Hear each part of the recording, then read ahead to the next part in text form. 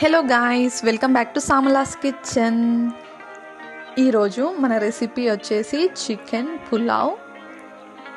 ఈ చికెన్ పులావ్ చాలా ఈజీ ప్రాసెస్లో, అలానే మనకి చికెన్ బిర్యానీ తిన్నంత టేస్టీగా ఎలా చేసుకోవాలో ఈ వీడియోలో చూపిస్తాను.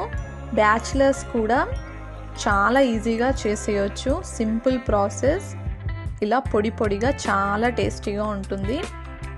సో లేట్ చేయకుండా ప్రాసెస్లోకి వెళ్ళిపోదాం.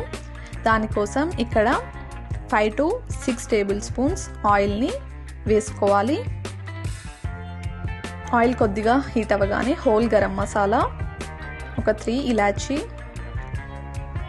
లవంగాలు, అలానే స్టార్ ఫ్లవర్, దాల్చిన చెక్క, బిర్యానీ ఆకును వేసుకోవాలి. అలానే ఒక 2 మీడియం సైజ్ ఆనియన్స్ని వేసుకొని ఒక 1 టీ స్పూన్ సాల్ట్ని కూడా వేసి అంతా ఒకసారి బాగా మిక్స్ చేసేయాలి.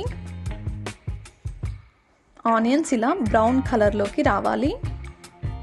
ఇలా కలర్ చేంజ్ అయ్యాక ఒక 3 మధ్యలో ఘాట్లు పెట్టి పచ్చిమిర్చిని వేసుకోవాలి. అలానే ఒక 1 టేబుల్ స్పూన్ అల్లం వెల్లుల్లి పేస్ట్, 1 టీ స్పూన్ పసుపు, ఒక టొమాటోని ఇలా సన్నగా కట్ చేసి వేసుకోవాలి. సో ఇవన్నీ కూడా ఒక 2 మినిట్స్ ఆయిల్లో ఫ్రై చేసుకోవాలి. సో ఇప్పుడు ఒక 1 టీ స్పూన్ కారం, అలానే 1 టీ స్పూన్ ధనియాల powder, 1/2 teaspoon whole garam masala పౌడర్ని కూడా వేసి అంతా ఒకసారి బాగా మిక్స్ చేసేయాలి.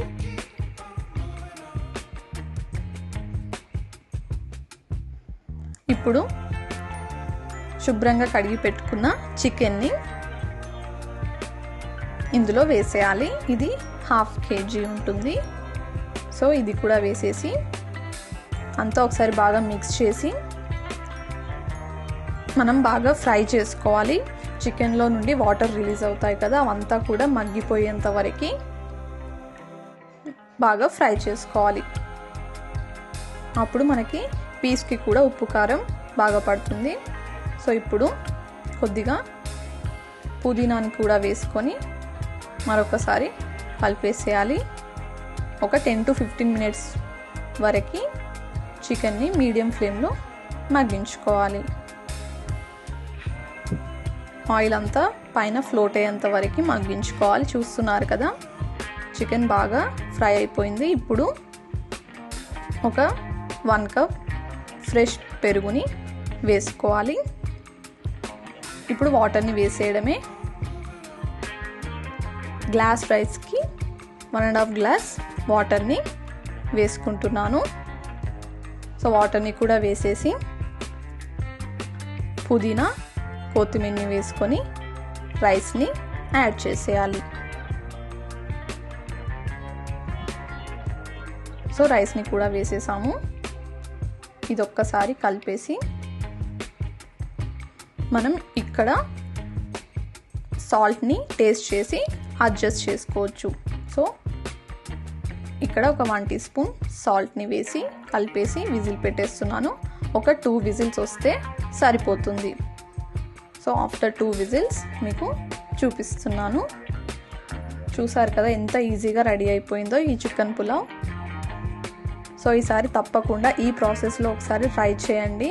ప్రెషర్ కుక్కర్లో చాలా టేస్టీగా ఉంటుంది. మీరు మళ్ళీ ట్రై చేస్తారు. సో ఇప్పుడు ఒక సర్వింగ్ బౌల్లోకి తీసేసుకుందాం. చూస్తున్నారు కదా, రైస్ పొడి పొడిగా, అలానే పీస్ సాఫ్ట్గా చాలా బాగుంటుంది.